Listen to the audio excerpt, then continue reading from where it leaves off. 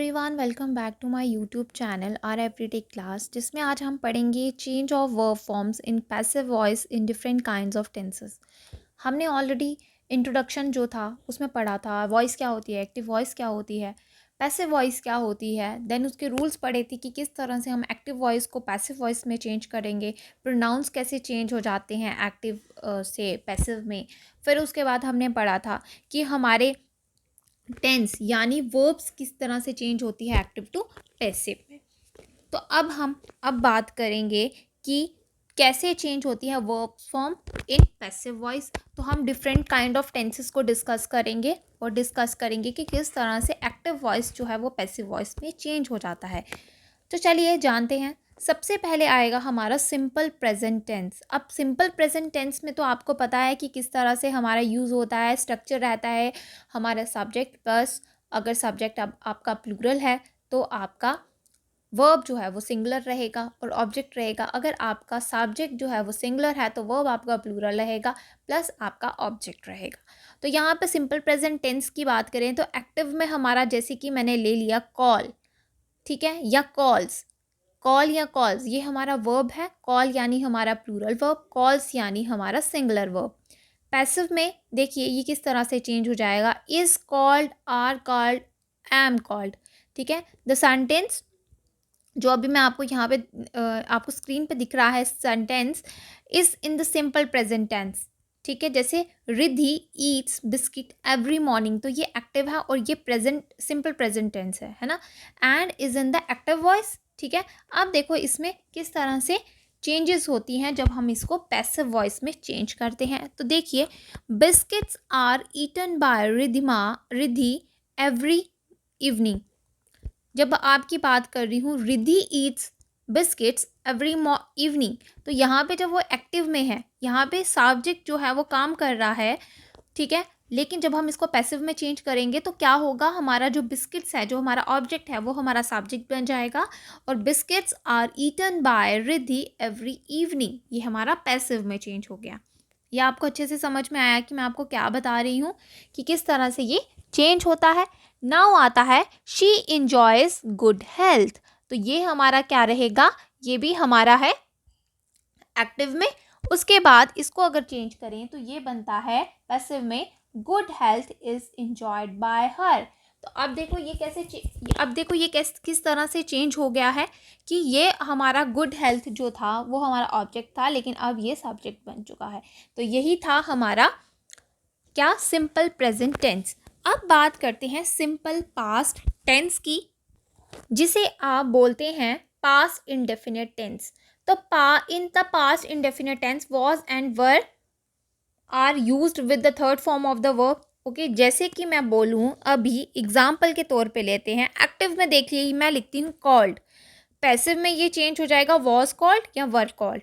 Example देखें अगर, तो एग्जाम्पल में ये क्या लिखता है, the artist sketched the portrait, तो ये एक्टिव में है। इसको चेंज करेंगे हम पैसिव में तो ये बनेगा the portrait was sketched by the artist. अब ये जो चीज़ें हैं ये किस तरह से चेंज हो गई हैं, हमारा ऑब्जेक्ट सब्जेक्ट में चेंज हो गया और सब्जेक्ट जो है वो ऑब्जेक्ट में चेंज हो गया है। और यहाँ पे बाय यानी बाय जो है वो इंट्रोड्यूस हुआ है विद द सब्जेक्ट। जो हमारा एक्टिव में सब्जेक्ट था वो अभी पैसिव में ऑब्जेक्ट बनता है और उसके साथ हमने क्या यूज़ किया है, बाय का यूज़ किया है। बाय हमारा प्रेपोजिशन है। ही पैक्ड द वर्सेस, अब यहाँ पे ही पैक्ड द वर्सेस जो है, ही पैक्ड द वर्सेस ये किस फॉर्म में है, ये है हमारा एक्टिव फॉर्म में और ये है सिंपल पास्ट टेंस यानी हमारा present indefinite past indefinite tense. इसको चेंज करेंगे पैसिव में, the verses were packed by him. अब ये आपको समझ में आया कि ही जो है वो हिम में चेंज हो गया। प्रोनाउंस जो है वो चेंज हो जाते हैं यहाँ पे, जब आपका यहाँ पे कोई प्रोनाउन यूज़ हुआ है सब्जेक्ट में, तो जब आप उसकी बात करेंगे पैसिव में वो किस तरह से चेंज हो गया। ही जो है वो हिम में चेंज हो चुका है, अगर शी होता तो वो हर में चेंज हो जाता था। दे जो था वो देम में चेंज होता है, क्योंकि ऑलरेडी अगर आपने पहला मेरा वीडियो देखा है तो उसमें देखा होगा कि प्रोनाउंस किस तरह से चेंज होते हैं। नेक्स्ट की बात करें, नेक्स्ट है हमारा सिंपल फ्यूचर टेंस, जिसे आप फ्यूचर इंडेफिनिट टेंस भी कहते हैं। तो एक्टिव में ये रहेगा विल कॉल, पैसिव में ये हो जाएगा विल बी कॉल्ड। ठीक है, विल बी कॉल्ड। तो अभी चलिए एग्जाम्पल देखें। अगर एग्जाम्पल है यहाँ पे हमारा they will never harm us, they will never harm us, ये हमारा रहता है एक्टिव, ठीक है। और इसी को अगर पैसिव में चेंज करेंगे तो लिखेंगे अस जो है वो वी में चेंज हो गया है, क्योंकि प्रोनाउंस पढ़े हैं आपने। We shall never be harmed by them, they जो है वो देम में चेंज हो गया है। उसके बाद आगे बात करें प्रेजेंट कंटिन्यूअस टेंस की बात करते हैं। तो प्रेजेंट कंटिन्यूअस टेंस है, एक्टिव में ये रहेगा इज आर एम कॉलिंग, तो पैसिव में ये हो जाएगा is R am being called. तो ये चीज़ जो है इसको किस तरह से चेंज करेंगे वो देखिए। एग्जाम्पल है Saroj is calling Geeta to the garden, तो ये रहे एक्टिव, ठीक है। इसको अगर चेंज करेंगे हम पैसिव में तो Geeta is being called by Saroj to the garden, ये हमारा पैसिव में चेंज हो गया। अब है past continuous tense. Past continuous tense में देखिए क्या है, वॉज वर कॉलिंग, तो पैसिव में ये रहेगा वॉज वर बीइंग कॉल्ड, ठीक है। एग्जाम्पल देखें, एग्जाम्पल में है the carpenter was cutting would, ये हमारा किस में रहेगा, ये है हमारा एक्टिव में, लेकिन इसको चेंज करेंगे जब हम पैसिव में तो ये बनेगा would was being cut by the carpenter, तो ये हमारा पैसिव में चेंज हो गया। अब प्रेजेंट परफेक्ट टेंस की बात करते हैं। एक्टिव में ये रहते हैं हैज़ हैव कॉल्ड, लेकिन जब पैसिव में चेंज होंगे तो ये हो जाएगा has have been called. Example देखें अगर, तो इसमें है the auto rickshaw drivers have declared a strike, जब यहाँ पे ऐसी बात की गई है, हैव हमारा आता है डिक्लेयर्ड यानी third form of verb use हुआ है। अब इसको चेंज करें पैसिव में तो ये रहेगा a strike has been declared by the auto rickshaw drivers, तो ये क्या रहेगा हमारा पैसिव में चेंज हो गया।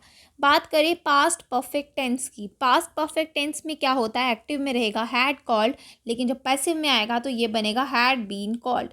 एग्जाम्पल देखें the officers had inform the minister about the completed project, ये हमारा एक्टिव में है, लेकिन जब इसे चेंज करें हम पैसिव में तो यहाँ पे आएगा the minister had been informed by the officer about the completed project.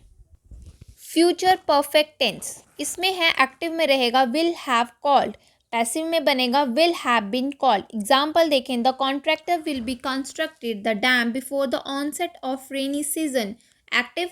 अगर बात करें पैसिव की, the dam will have been constructed by the contractor before the onset of rainy season, तो ये रहता है हमारा पैसिव।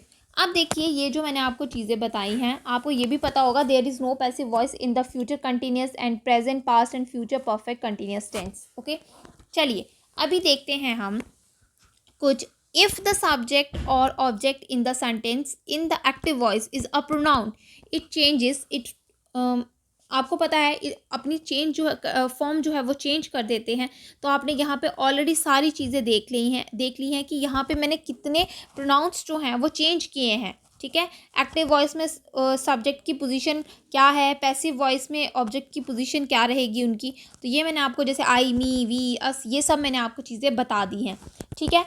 अभी अगर हम बात करें नेक्स्ट इम्पॉर्टेंट है बहुत ज़्यादा, वो कैसे इम्पॉर्टेंट है, क्योंकि डाई ट्रांजिटिव वर्ब्स के बारे में भी हमें बात करेंगे, क्योंकि डाई ट्रांजिटिव वर्ब्स क्या होते हैं जिनमें दो ऑब्जेक्ट्स जो हैं वो काम करते हैं। आपको पता है दो ऑब्जेक्ट्स का क्या काम है, डायरेक्ट ऑब्जेक्ट और इनडायरेक्ट ऑब्जेक्ट्स होते हैं, उन्हें हम डाई ट्रांजिटिव वर्ब्स कहते हैं।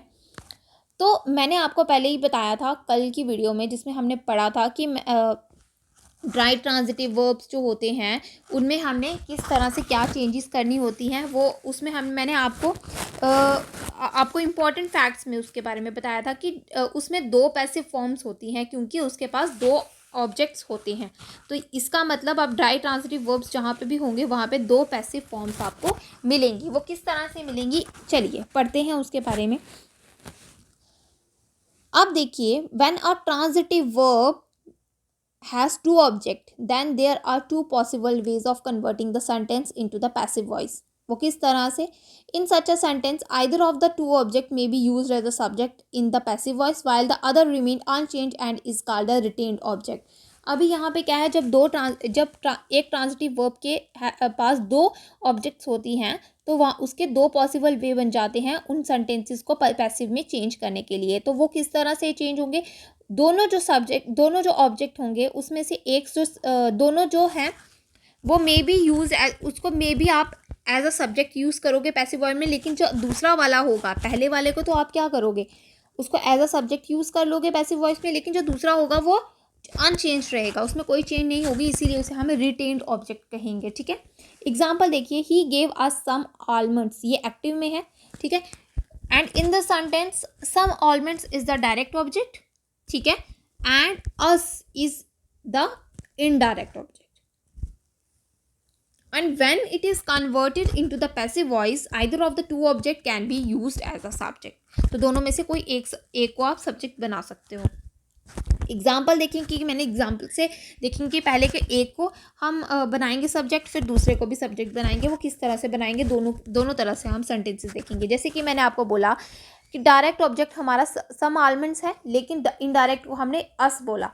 ठीक है, पहले बना लेते हैं इसको, देखते हैं। Some almonds were given to us, जब मैंने बोला some almonds were given to us तो ये पैसिव में आ गया, क्योंकि मैंने इसको क्या किया, इसको सब्जेक्ट बना लिया सम आलमंड्स को। लेकिन नेक्स्ट जो है देखिए, we were given some almonds, अब मैंने अस को चेंज कर दिया, वी में अस को मैंने अपना सब्जेक्ट बना लिया। तो दोनों तरह से, दोनों पॉसिबल वे से आप क्या कर सकते हो, बना सकते हो अपना सब्जेक्ट, और उन दोनों में से एक जो होगा वो रिटेन्ड ऑब्जेक्ट कहलाएगा। कौन सा वाला, फर्स्ट वाले में हमने देखा some almonds were given to us जो है हमारा क्या रहेगा, यहाँ पे ये अनचेंज रहा, इसमें कोई चेंजेस नहीं लाई हमने, तो ये हमारा रिटेन्ड ऑब्जेक्ट रहा। लेकिन जब नेक्स्ट वाले में जब मैंने लिखा we were given some almonds, तो सम आलमंड्स में मैंने कोई चेंजेस नहीं लाई हैं, तो ये हमारा यहाँ पे रिटेन्ड ऑब्जेक्ट बन गया। दोनों ही सेंटेंसेस को आपने बहुत अच्छे से देखा और दोनों अच्छे से आपको समझ में आया कि मैंने किस तरह से क्या चेंजेस किए हैं। ठीक है, अच्छा, और एग्जांपल देखिए, he gave her some roses. ठीक है, some roses were given to her, we know the facts are known to us, she made him complete the task, he was made to complete the task. और ये हमारे क्या रहे, कुछ examples रहे जो इम्पोर्टेंट है। आज हमने ये सब के सब पढ़ लिए हैं, डायरेक्ट ट्रांजिटिव वर्ब्स को भी पढ़ लिया है, अपने सारे के सारे टेंसेस को भी कंप्लीट कर लिया है। चलिए अब मिलेंगे कल नई वीडियो में, जिसमें हम पढ़ेंगे conversion of interrogative sentences into passive. हम किस तरह से इम्पेरेटिव्स को चेंज करेंगे, कि इम्पेरेटिव्स का क्या रोल है, मोडेल्स का क्या रोल है, इन्फिनेटिव्स का क्या रोल है, ये सब हम चीज़ें वन बाय वन डिस्कस करेंगे, क्योंकि अगर हमने एक ही वीडियो में इसे किया तो अच्छे से समझ नहीं आएगा, इसीलिए हम कल की वीडियो में इन सब चीज़ों को डिस्कस करेंगे। चलिए अब मिलेंगे कल, तब तक के लिए thank you and bye bye.